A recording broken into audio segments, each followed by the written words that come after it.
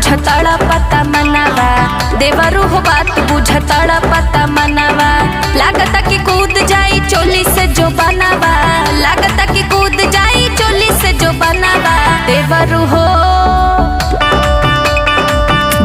हो बात बुझतड़ा पता मनवा, देवरू हो बात बुझतड़ा पता मनवा।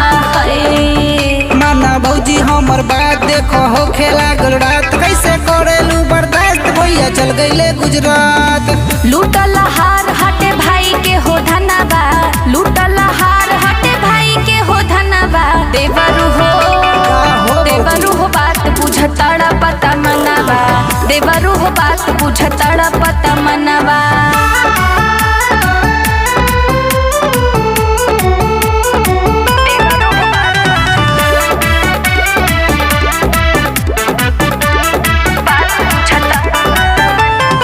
कवनो न डर बटे नहीं बा झमेला, चाहबत हो जाई घर ही में खेला।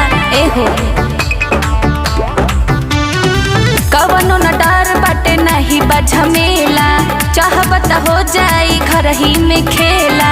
कहलो पर न देलू ध्यान, देवरे आबे असली काम। चाबू तू तो सुबह शाम चौकी पर होई अड़जाम। आवखिया दबी न काथ वाला पनावा, आवखिया दबी न काथ वाला पनावा।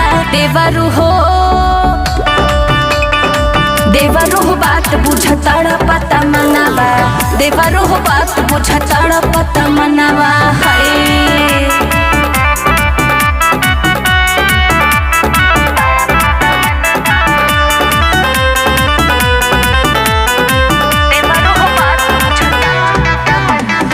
नाता खुलियाम बाटे होई नहीं शक हो, देवर भौजाई के ह भीतरी ले हक हो।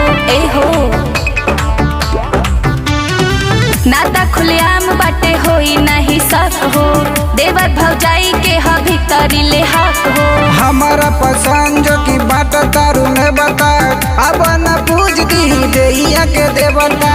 बहुत